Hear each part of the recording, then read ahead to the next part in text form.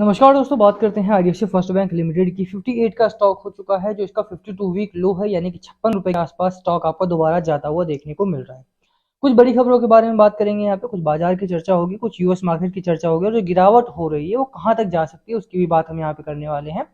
IDFC first bank में already बहुत सारे मैसेजेस आते रहते हैं कि 84 पे लिया है, 80 पे बाय किया है, क्या करना चाहिए, निकल जाना है, रुकना है, क्या स्टॉक में लॉन्ग टर्म में कुछ अच्छा हो सकता है या नहीं, उसकी चर्चा भी हम यहाँ पे करने वाले हैं। अगर रुकते हैं तो क्या देख करके मुझे मुझे क्या पसंद है आईडीएफसी फर्स्ट बैंक में, और क्या वो कॉन्फिडेंस वाली कौन सी चीजों को देख करके कॉन्फिडेंस आता है स्टॉक में, उसकी भी चर्चा यहाँ पर हम करने वाले हैं। साथ में कौन से रेड फ्लैग है जिनको आपको नजर रखना है, कौन सी वो चीजें हैं जो आईडीएफसी फर्स्ट बैंक को थोड़ा सा वीक कर रही हैं इस पॉइंट ऑफ टाइम पर, उसकी बात करेंगे। चलिए स्टार्ट करते हैं इस वीडियो को, बट उससे पहले अगर आप चैनल पर नए हो तो प्लीज चैनल को सब्सक्राइब कर दो, हिट दैट बेल आइकन, ताकि आपको नोटिफिकेशन मिल सके। चलिए स्टार्ट करते हैं। तो मोटा मोटा अगर आप देखेंगे कुछ बड़ी खबरें भी हैं अपने पास, कुछ अच्छी खबरें हैं अपने पास, उसकी चर्चा करें उससे पहले बाजार की बात। बाजार की शुरुआत तो ठीक ठाक हुई, नॉर्मल रेंज में रहा मार्केट का पूरा कोई बहुत बड़ी रैली, कोई बहुत बड़ा यहाँ पर उतार चढ़ाव देखने को नहीं मिला। बड़ी बिकवाली भी आज के दिन में नहीं आई है। एफआईआई की तरफ से जो नंबर्स आ रहे हैं वो बहुत ही मीगर है, तो बहुत बड़ी बात नहीं है। हाँ, और जो बड़ा नंबर आ रहा है वो ये कि जो बिकवाली है वो 80,000 करोड़ के आसपास पहुंच चुकी है फरवरी में। तो 80,000 करोड़ के आसपास की बिकवाली अगर एक महीने में हो रही है तो बाजार के ऊपर प्रेशर तो है ही, और वो नंबर में दिख भी रहा है। चाहे आप बैंकिंग सेक्टर देख लो, चाहे वो मेटल्स का स्टॉक देख लो आप, चाहे वो आप टेलीकम्युनिकेशन देखोगे, चाहे आप ऑटो देखोगे, वहां पर सभी में गिरावट एक बराबर देखने को मिल रही। कोई भी सेक्टर इस समय पर ऐसा नहीं है जो आप सोचो कि हाँ मैं यहाँ पर पैसा लगा देता हूँ और आपका पैसा बनेगा या रुकेगा। ठीक है, वो गिरेगा ही गिरेगा। मार्केट में ऑल ओवर द मार्केट यहाँ पर गिरावट हो रही है। एक बहुत फेमस कहावत है राकेश दमानी जी की, आज मैं दोबारा रिपीट होते हुए मैंने टीवी पे देखा तो मैंने कुछ आपको बता दूं कि if it's looks like a duck, if it's quacks like a duck, तो वो डक ही है।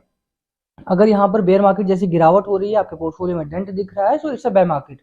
Do not over jump it कि भैया नहीं मैं तो इसमें भी पैसा बनाऊंगा, बाय करके ही पैसा बनाऊंगा। अगर किसी को पैसा बनाना है तो ये शॉर्टिंग का मार्केट है, शॉर्ट करके वो पैसा बना सकता है, बट लॉन्ग जा करके यहाँ पर पैसा बनाना बहुत ही मुश्किल है, बहुत ही मुश्किल है, क्योंकि it's a bear market and it looks like a bear market, it feels like a bear market for now. तो वो चीज थोड़ा सा आपको देखना पड़ेगा कि यहाँ पर किस तरह की स्ट्रैटेजी आपको लेकर के चलना है। बाजार में 80,000 करोड़ के आसपास की बिकवाली जब जिस महीने हो जाए, समझ लीजिए कि बड़ा उतार चढ़ाव यहाँ पर आ रहा है। एक और चीज है कि निफ्टी का चार्ट अगर आप देखेंगे तो निफ्टी का जो मंथली चार्ट है, ये तो खैर निफ्टी का चार्ट नहीं है, वो जो मंथली चार्ट है वो 20 मंथ्स लो पे आपका आकर के रुका हुआ है। यानी कि ये महीना अगर यहाँ पर खत्म होता है तो नेक्स्ट मंथ बहुत क्रूशियल हो जाएगा, और नेक्स्ट मंथ डिसाइड करेगा कि आने वाले 3 से 4 महीने यानी मई जून किस तरह के होने वाले हैं। तो पूरा का पूरा छमाही किस तरह का जाने वाला है वो अगला महीना डिसाइड करने वाला है। तो काफी क्रूशियल टाइम पर हम यहाँ पर आकर के रुके हुए हैं। ऐसे में ये भी इंपॉर्टेंट हो जाता है कि भैया किस स्टॉक में आपने निवेश किया है। और वही चीज मैं आपको बता रहा हूँ, देखो मार्केट का इस समय पर कोई भी सपोर्ट नहीं मिल रहा है। पहले लगा था कि 22,800 के आसपास रुक जाएगा, उससे पहले तो 22,200 भी, 24,200 भी बहुत इंपॉर्टेंट लग रहा था। उससे पहले 25,000 भी बहुत इंपॉर्टेंट लग रहा था, क्रूशियल टाइम था वो भी। और 24,200 भी चला गया, 23,800 भी चला गया, 23,800 के बाद 23,400 था इंपॉर्टेंट, वो भी चला गया, 23,000 भी चला गया, 22,800 भी चला गया है। तो निफ्टी में कोई सपोर्ट लेवल नहीं मिल रहा है। बहुत सारे लोगों का मानना ये भी है कि 20,000 के पास जो गैप है निफ्टी उसको फिल करेगा, उसके बाद यहाँ से रैली आएगी। एग्जैक्ट क्या हो रहा है किसी को भी नहीं पता है। तो स्टॉक में जो आपका है, जैसे आईडीएफसी फर्स्ट बैंक है आपके लिए, तो यहाँ पर कौन सी खबरें आ रही हैं, किस तरह का स्टॉक है, उसको देखना बहुत इंपॉर्टेंट है। एक एक करके यहाँ पर हम बात करेंगे कि क्या अच्छा लग रहा है, क्या बुरा लग रहा है, मुझे मेरे लिए क्या इंपॉर्टेंट है, यहाँ पे उसकी चर्चा करते हैं। सबसे पहले मैं बात करूँ तो संडे को मैंने आपको बता दिया कि इस वीक में गिरावट होगी, और वो हो रही है। 56 जो उसका लो है वहां पर ये स्टॉक आपको जाता हुआ दिखाई दे रहा है। मेरे लिए फिर भी जो जरूरी चीजें हैं वो देखना है कि यहाँ पर फंडामेंटली कंपनी में कोई बदलाव नहीं है।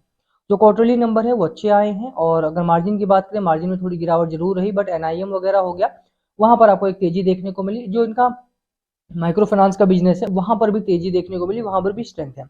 असेट क्वालिटी इंप्रूव हुई है, वो एक अच्छी खबर है हमारे लिए। साथ में नेट प्रॉफिट की बात करें, net profit quarter on quarter तो बेहतर रहा, लेकिन ईयर ऑन ईयर अगर आप देखेंगे तो वो थोड़ा सा खराब रहा। तो क्वार्टर ऑन क्वार्टर में इसलिए देख रहा हूँ इस समय पे, क्योंकि जो मर्जर वगैरह हुआ है उसके बाद में थोड़ा सा क्वार्टरली हमें एनालिसिस करना पड़ेगा, हम ईयरली नहीं जंप कर सकते, क्योंकि पहले स्टैंड अलोन कंपनी थी, अभी मर्जर के बाद में ये एक दो कंपनियों का मर्जर होकर के बनी हुई कंपनी है, तो थोड़ा सा यहाँ पे फ्यूजन कंपनी के तौर पे हमें देखना पड़ेगा इसे। दूसरी जो अच्छी चीज हो रही है आईडीएफसी फर्स्ट बैंक के साथ जो फेवर में जा रही है वो ये कि यहाँ पर एफआईआई ने काफी अच्छा अपने शेयर होल्डिंग को बढ़ाया है, तो वो एक पॉजिटिव खबर है। मुझे लगता है यहाँ से भी एक पॉजिटिविटी आनी चाहिए इन्वेस्टर्स के मन में। म्यूचुअल फंड की भी बात करें तो उन्होंने भी अपनी शेयर होल्डिंग को बढ़ाया है। यहाँ पे दोनों ही पॉजिटिव चीजें, हालांकि ये बहुत ज्यादा मायने नहीं रखती हैं इन द बेयर रन। जब गिरावट होनी है तो होनी है, कितनी गिरावट होगी, बट जो प्रॉब्लम है, जो अच्छी बात है कि जब तेजी आएगी बाजार में तो कौन से स्टॉक ऊपर जाएंगे, कहाँ पर वो पर्सपेक्टिव है, कहाँ पर वो प्रोस्पेक्ट है कि बाजार जब ऊपर जाएगा तो मेरा स्टॉक बढ़ेगा या नहीं बढ़ेगा। तो ये देखिए बहुत सारे स्टॉक पिछली बार जब गिरावट हुई कोविड में, कोविड के टाइम पे, कोविड के बाद भी ट्राइडेंट वगैरह कुछ ऐसी कंपनीज रही जहां पर बहुत अच्छी रैली रही थी, बट कोविड आया, कोविड के बाद भी वो ये गिरावट हुई और ये गिरावट उठे ही नहीं कभी भी। आलोक इंडस्ट्रीज आप देख लो, वहां पर भी गिरावट हुई, वो भी नहीं कभी ऊपर गया। तो मेरे पास पोर्टफोलियो में अगर कोई ऐसी कंपनी है जो आलोक इंडस्ट्रीज जैसी है, जो ट्राइडेंट जैसी है, तो मुझे उनको नहीं रखना है। बट अगर कोई स्टॉक आईडीएफसी फर्स्ट बैंक जैसा है तो उनमें क्या है, उनमें फ्यूचर है। उनमें फ्यूचर इसलिए है क्योंकि वहां पर नंबर्स अच्छे आ रहे हैं, उनमें फ्यूचर इसलिए है क्योंकि एफआईआई के नंबर्स अच्छे हैं वहां पे, उनमें फ्यूचर इसलिए भी है कि यहाँ पर आरबीआई का साथ मिल रहा है। आरबीआई के साथ कैसे मिल रहा है, आरबीआई के साथ ऐसे मिल रहा है कि आरबीआई ने जब रेट कट करा तो उसका इम्पैक्ट यहाँ पर हुआ, फरवरी 24 की खबर है ये, बहुत पुरानी खबर नहीं है। अच्छी बात यह है कि जब रेट कट होता है तो बहुत सारे बैंक क्या करते हैं, एक महीना ले लेते हैं एटलीस्ट उसको सम अप करने के लिए, बट आईडीएफसी फर्स्ट बैंक ने तुरंत ही अपने इंटरेस्ट रेट को रिवाइज करा और नाउ अर्न अप टू 7.25% के आसपास का इंटरेस्ट यहाँ पर मिल रहा है। अच्छी बात यही है कि आईडीएफसी फर्स्ट बैंक जो है वो इनिशिएटिव लेने में बहुत तेज है। अभी इन्होंने, अगर आपने ध्यान दिया हो तो अमिताभ बच्चन को भी साइन किया है यहाँ पे, अमिताभ बच्चन और अभिषेक बच्चन दोनों ही इन्होंने ओवरबोर्ड किया है अपने ब्रांड एम्बेसडर के तौर पे। तो मुझे लगता है कि ये चीजें जो आईडीएफसी फर्स्ट बैंक कर रहा है ये इसकी फ्यूचरिस्टिक टेक्नोलॉजी को इंप्रूव करेगा। एआई को भी इन्होंने काफी तवज्जो दी है, एआई को लेकर के भी इन्होंने काफी ज्यादा इनिशिएटिव लिया है। तो बीते कई महीनों से मैं देख रहा हूँ कि जो आईडीएफसी फर्स्ट बैंक है वो काफी बेहतर काम कर रहा है इन technologies area. Also brand ambassador के तौर पे भी अमिताभ बच्चन को साइन करना एक अच्छा मूव रहा था यहाँ पे। आरबीआई ने तुरंत रेपो रेट कट करा तो उसका जो इम्पैक्ट है, उसका जो रिवीजन होना था वो भी इन्होंने फटाक से कर दिया, टाइम नहीं लिया उसमें भी। तो मुझे लगता है कि ये सारी चीजें ना एक बैंक को आगे करती हैं किसी भी तौर में। और जैसे मैंने स्टार्टिंग में वीडियो ही बोला कि देखो बेयर मार्केट है, बेयर मार्केट में सभी कुछ गिरेगा। ऐसा नहीं है कि आई वुड नॉट से कि भैया आईडीएफसी फर्स्ट बैंक आपने लिया है तो यहाँ पर तो रैली आएगी ही आएगी, नहीं भैया, किसी भी स्टॉक में नहीं आएगी। चाहे आप एचडीएफसी भी बाय करके रखोगे तो वहां पर भी आपको ये डर रहेगा ही कि बेयर मार्केट है, गिरेगा ही गिरेगा, वो भी वहां पर भी लॉस होगा ही होगा। बट मुझे क्या देखना है, मुझे ये देखना है कि जब बुल मार्केट आएगा, जब बुल रन आएगा तो क्या मेरी कंपनी उनमें से है जो पहले रन करेगी। जैसे केनरा बैंक है, Canara bank is a good bank, यहाँ पर अगर किसी ने पैसा लगाया है या बैंक ऑफ बड़ौदा में पैसा लगाया है या एसबीआई में पैसा लगाया है, वो स्ट्रॉन्ग कंपनीज हैं। यहाँ पर ऑब्वियसली बात है कि पैसा डूबेगा नहीं। आईडीएफसी फर्स्ट बैंक क्या इसमें रैंक करती है, तो बिल्कुल मुझे लगता है कि यहाँ पर कंपनी में बेहतर चीजें हो रही हैं। अभी आप देखेंगे on saving account with balances up to 5 lakh रुपए the bank is offering an interest 3% का इंटरेस्ट रेट आपको मिलेगा 5 लाख तक में। 5 लाख से 10 लाख है तो इंटरेस्ट रेट आपको 7.5%, 7.25% के आसपास मिल जाएगा। IDFC first bank is now offering an interest rate of 4.5% on saving account balance of 100 crore से 200 करोड़ का अगर बैलेंस है आपको 4.5% के आसपास का मिलेगा, और 200 करोड़ से ज्यादा है तो 3.5%। अब देखो ये तो बाहर की बात है, लेकिन 5 लाख से 10 लाख वाला जो अमाउंट है इसमें बहुत सारा मिडिल क्लास आ जाता है। 5 लाख से कम और 5 लाख से 10 लाख के बीच वाला, 100 करोड़ 200 करोड़ को छोड़ दो, बट हाँ 10 लाख के बीच में अगर है तो 7.5% का 7.25% का जो इंटरेस्ट रेट कंपनी दे रही है वो बहुत बड़ा इंटरेस्ट रेट है कंपेयर टू अदर बैंक्स। ठीक है, सरकारी बैंक्स को तो अगर आप कंपेयर करोगे तो बहुत ज़्यादा है उससे। तो मुझे लगता है इस तरह के इनिशिएटिव जो कंपनी ले रही है, जो लगातार इस तरह की चीज़ें वैद्यनाथन साहब कर रहे हैं, ये बहुत ही अप्रिशिएटिव है और मुझे लगता है यही एक प्रोग्रेसिव बैंक की निशानी भी होती है। और यही मुझे लगता है कि जब बुल रन आएगा तो ऐसी कंपनीज में जल्दी और तेजी से रिकवरी पैटर्न भी देखने को मिलेगा।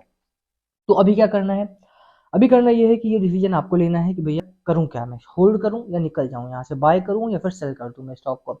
पर जो चीजें मुझे अच्छी लग रही है मैंने आपको वो बताई हैं। बेयर मार्केट में आप किसी भी स्टॉक में जाओगे, be it H D F C bank, be it Axis bank और बीट केनरा बैंक, एसबीआई और बीओबी, कोई भी बैंक हो आपका, वहां पर गिरावट आपको देखने को मिलेगी। इवन केनरा बैंक में 110 के करीब में बहुत सारे लोगों ने बाय किया, ये कि 100 से नीचे तो नहीं जाएगा बट वो 84 पे आ गया। ठीक है, पीएनबी 130 पर बाय किया, 93-95 के करीब में पहुंच रहा है वो। तो किसी भी स्टॉक में इस समय सेफ्टी पैटर्न देखने को नहीं मिल रहा है, बट हाँ पोर्टफोलियो में ओवर एक्सपेंशन नहीं करना है, ओवर बाय नहीं करना है, ओवर एक्सपोज नहीं करना है किसी अपने आप को। तो वो चीज़ें का ध्यान रखना है। बाकी आईडीएफसी फर्स्ट बैंक में क्या है आपकी राय, क्या है आपकी स्ट्रैटेजी स्टॉक को लेकर के, कंपनी को लेकर के क्या सोचते हैं आप, उसको कमेंट करना, हम उस पर बात करेंगे। किसी और स्टॉक में फंसे हुए हैं तो उस पर कमेंट करना, हम उस पर वीडियो करने की कोशिश करेंगे। And thank you for watching, and this was not a buy sell recommended video, तो उसका ध्यान रखना। बाकी किसी भी खरीद से पहले, बेचने से पहले अपने फाइनेंशियल एडवाइजर से जरूर बातचीत कर ले, वो मस्ट है आपके लिए। And thank you for watching. अगर वीडियो पसंद आई हो तो लाइक करना, चैनल पे नए हो सब्सक्राइब किए बिना मत जाना, शेयर कर दिया करो यार वीडियो, थोड़ा सा मिलता है मोटिवेशन होता है उससे भी। Thank you again, thank you.